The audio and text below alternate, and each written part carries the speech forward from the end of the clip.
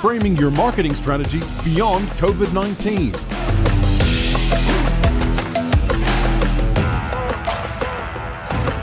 Please give it up to Mike Prasad, founder at Tiny Sponsor. This is for you. Also, please welcome on the stage Adrian Niculescu, CMO EME at CloudCount Consortium. Please, I don't hear you clapping. Please put your hands together. Thank you so much. Also, please welcome on the stage Cosmin Meshensky, CEO at First Bite Media. Give him a big hand.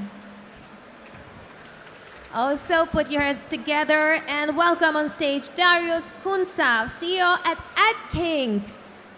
Be louder, please. Thank you. Oh, this is nice. Please continue like that. Also, please welcome on the stage Aptin Saidi, journalist and content creator at Aptin. Give him a big hand, please. And last but not least, Frank Harold, Business Development Director at Emirate AG. Mike, the floor is yours, and please be attentive. Thank you.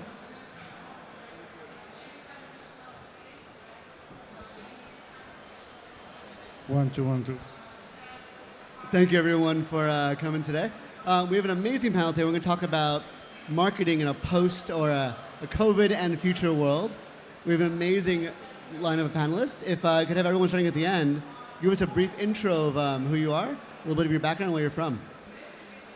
My name is Frank. I'm a director of Emirate. Emirate is a German company that has been founded in 2004. I joined the company about 5 years ago. Before I was running and was working in different international and also national media companies in Germany and also worldwide. And Emirate, what do we do?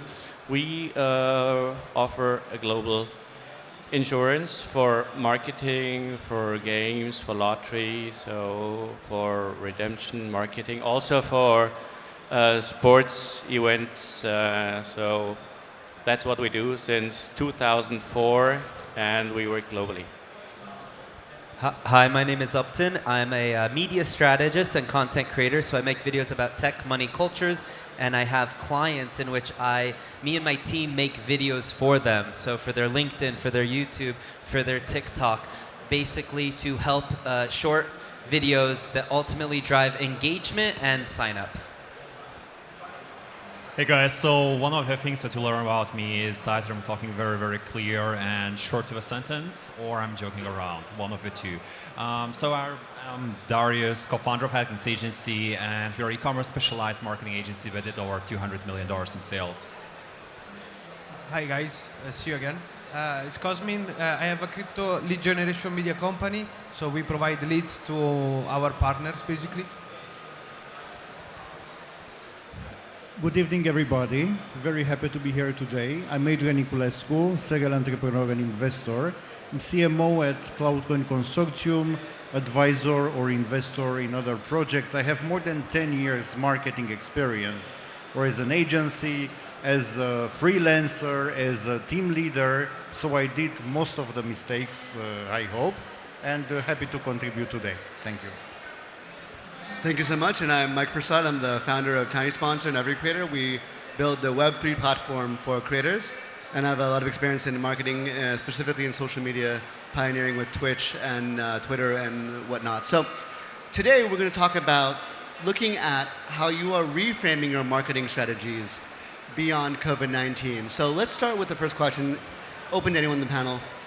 What do you think we are today in the behavior pattern regarding COVID-19? And we're here today in a conference hall, everyone here is comfortable. But from a market behavior point of view, do you think consumer behavior and internet behavior has adapted, or are we still in transition? I would say yes. I think the biggest thing when we look at creating content, people used to like polished and aspirational videos.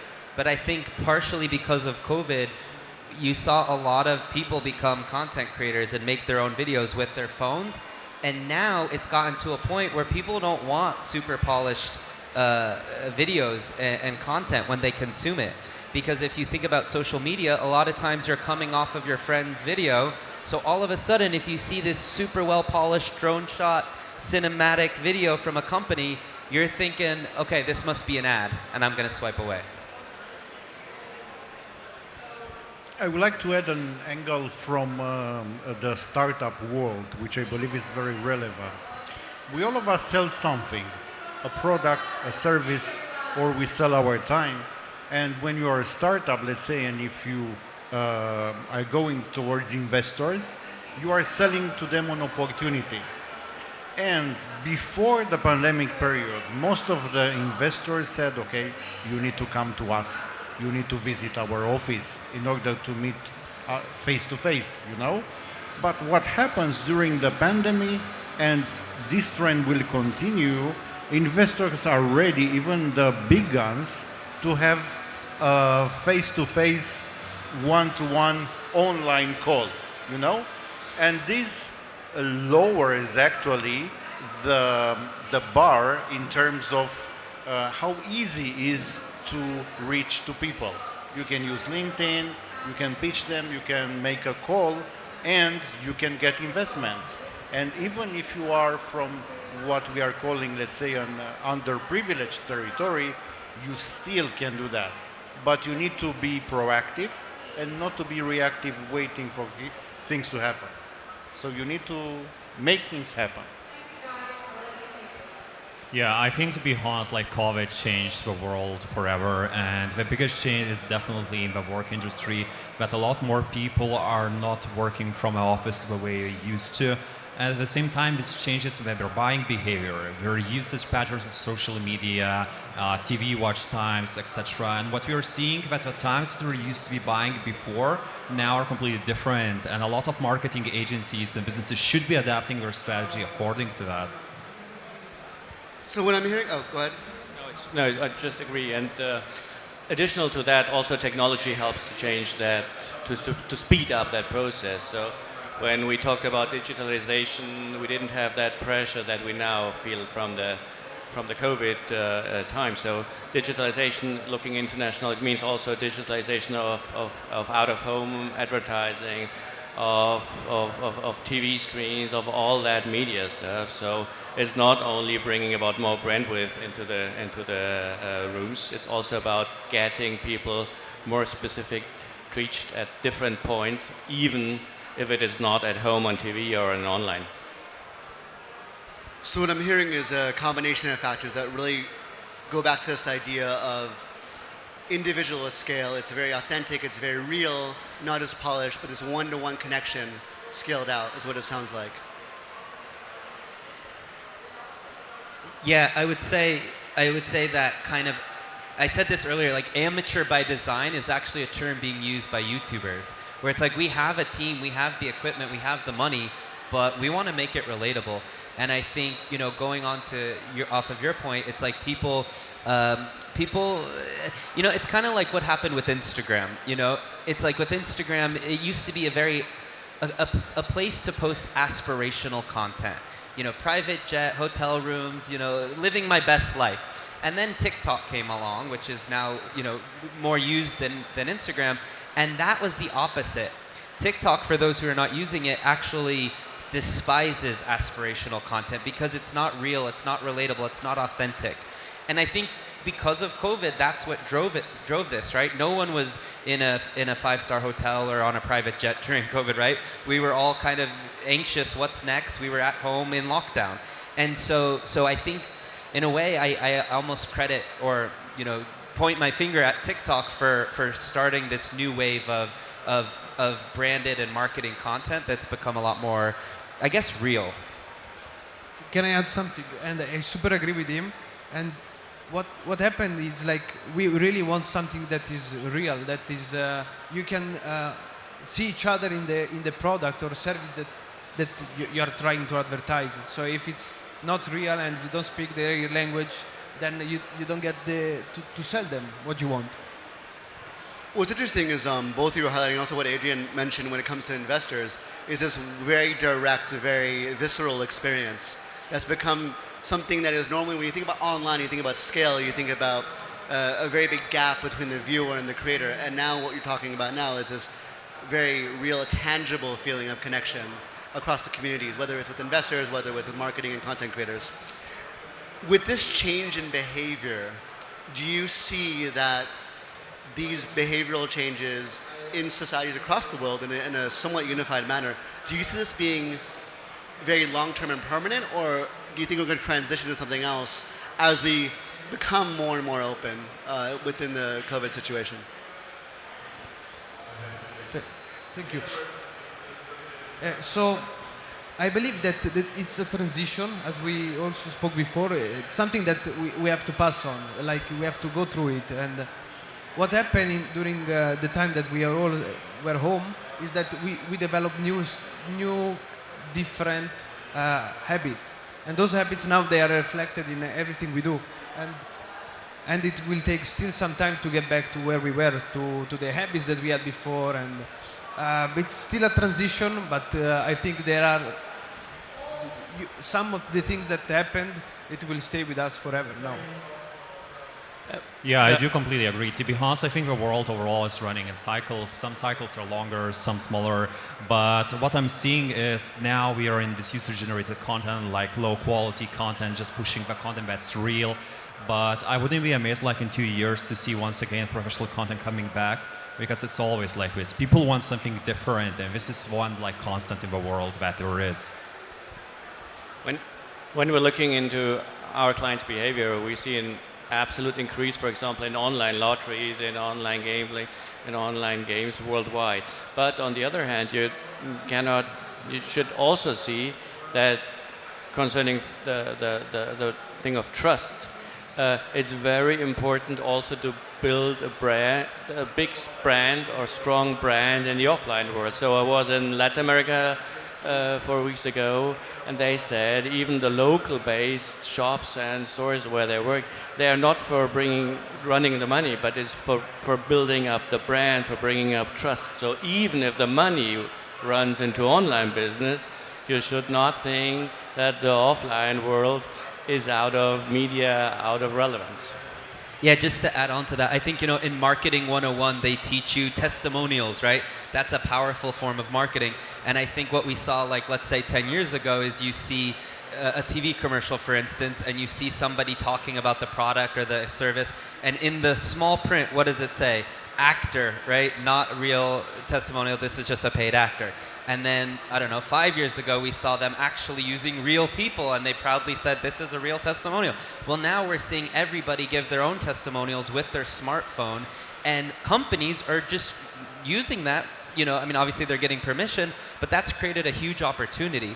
And if you look at Chipotle, for example, the chain restaurant in the US, their TikTok page, for example, is only just grabbing users' videos and saying, hey, we liked your video about your lunch, can we just use that as our marketing? And they'll put money behind that, right? So there's a threat because a lot of times companies don't know what the hell they're doing with this new age of marketing, but it's also an opportunity to save a lot of money, and if you know what you're doing.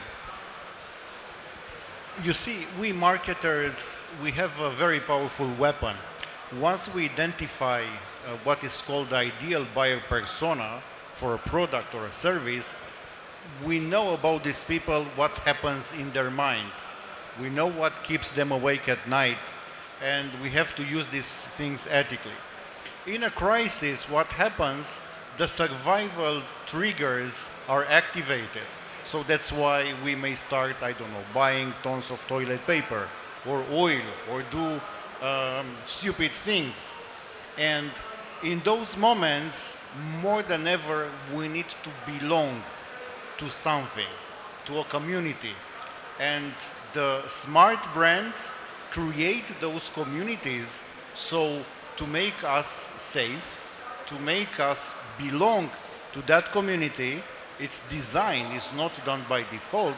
So unconsciously, we become addicted to the products and services which are promoted in the community. There are cycles, and these cycles are repeating. So the human mind will work in the same way over the next years until we die, right? So depending on what's happening around us, we need to analyze what's happening around us and to act accordingly, because it's part of the research we need to do. But things will not change, because the human mind works the same way. I love that idea that marketing is still dealing with humans and the human behavior is still uniform in that sense. The tools obviously change, and we're seeing the behavior change of the market change. So on this idea of shared trust, this idea of community connection, we've all highlighted on, one of the clients I have is called Flip.shop, and they're actually a platform that all of their content is user reviews of products. So going back to what you're saying, it's the user reviews that actually becomes the content. So in an environment where user-generated content can be, in some cases, the primary or sole driver of the business, where does the brand's messaging come from? If the brand has traditionally been promoting an ideology, a value set, a key messaging point of view, but in an environment now where it is the user's messaging who actually has more value and at scale has more value, which is out of the control of the brand, how do you adjust messaging, or what becomes the brand's position in this environment? I think like overall branding is pretty simple. It's about having like 2-3 things that people care about. And whenever you're working with influencers, users, whatsoever, the goal is for them to continue mentioning the same things and do it repeatedly enough till everybody kind of resonates with it and they accept it as real. There are many different strategies how to approach it. For example, there's like a new thing, very popular thing called whitelisting, where you actually get access to your Instagram celebrities accounts. You take their content and actually pay for that content to run ads to, and you reach much more people with it. So you can basically, use this content to like very selectively present specific messages from specific influencers to a wide variety of audience. Yeah, I think the funnel almost becomes wider now. So I think what I tell clients I work with is like, think about how do you create awareness and build awareness. First, get them to follow you. Like 10 years ago, a lot of companies on their TV commercials, their call to action was follow us on Facebook, right? But now the interesting thing with a platform like TikTok or even Instagram Reels is you can find a new customer, right? You don't necessarily need them to. In fact, most people are not going into TikTok or Instagram and searching for a company, right? They see them on their feed and they want to follow them. So I think creating a connection with your audience is a lot more important. And one thing we do is kind of a 3-tier approach. Tier 1 is content about the brand. Tier 2 is value. Creating value, teaching your customer something new that's related to the industry. And Tier 3 is just fun.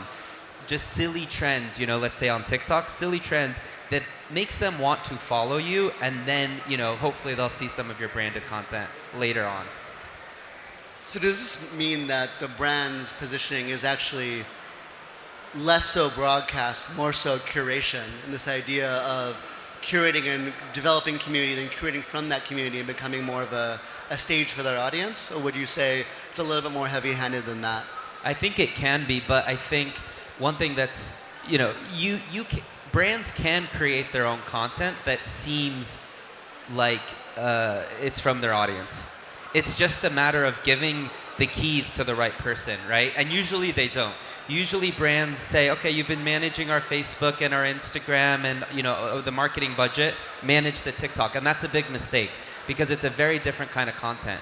So, we create content where we literally tell our team to just do selfie mode and we give that content to brands, right? Selfie mode sitting on a bed. But the problem is most big companies do not feel comfortable doing that because it's scary. Like you said, obviously everything's still approved, but the idea of doing it so amateur just scares a lot of companies. So we talked a lot about behavioral changes, content creation changes, their shift to community, their shift to a trust-based type of dynamic. What are some of the changes that means in terms of your marketing channel usage? So going from paid versus influencer versus content publishing versus SEO, for example. What are some of the strategies and the changes in those strategies that you've done to adapt to the behavioral changes in the market? Yeah, and here I want once today to talk about the cycles that I mentioned before. Because what I'm seeing now, the competition in the digital landscape increased exponentially after COVID, and a lot of people say that we're all e-commerce hopped like 7 years ahead due to the COVID. And my number one thing, what we are changing now, is actually becoming less and less reliant on paid media channels like Facebook, Instagram, TikTok, and other things where we're running edge and going more towards user-generated content and getting back to the channels that are not popular. Because once again, where there is too much attention, it becomes more expensive. And when you go where there's less attention, it's usually cheaper. Remember one thing, people love to buy but don't want to be sold. So in your marketing strategy, try everything you can to trigger the most important element in marketing called reciprocity. If you deliver value, but somehow don't ask for anything in return, so the selling is seen like a result, sooner or later your audience will start feeling that they have to give back because they received a lot. It's something which happens in the subconscious mind, where all the processes are created. So they will not just start to being hooked by giving you something, which usually means to buy from you, to give you something back, but they can become your next non-paid influencers actually, because they will say, okay, I got this from this company. They will show to their audience, and you will have actually more and more clients coming virally towards you without the need to invest in paid advertising. So think about, give a lot of value and trigger the reciprocity from your audience. It will work like crazy. I wanted to add that, as you said before, we want to belong to someone, to a brand or maybe a group of people. And that's where I see the shift. It's not anymore like one-way talking, but it's like being part of a community. Like right now, my personal example is that before we were super focused on SEO and maybe some social media.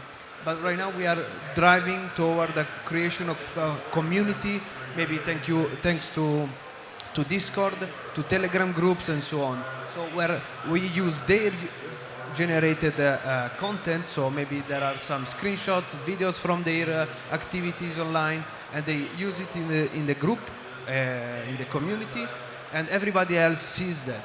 And once they see and you have the reciprocity, so you see like a social proof of other people doing something, and they also want to do that, and it's like it's a domino effect. It starts with the community, and then the people will be like basically attached to your brand. So we're seeing this theme of not being moving from a purely what used to be decades ago broadcast primarily only type marketing strategy to more of a curation, creating dynamics, engagement, and understanding a funnel to then how that funnel generate other output that goes back into marketing. So a circular type of holistic approach. Does that mean that the importance of integrated marketing across channels is more important now than ever? Or would you say that it's still primarily a handful of channels that are dominant within your marketing strategy? It's not that you stopped it immediately. It's an evolution. You get flexible on your strategies, and if you feel like your target market is going toward a direction, you get along. So you don't get like it's a process. You don't stop immediately one thing that you do.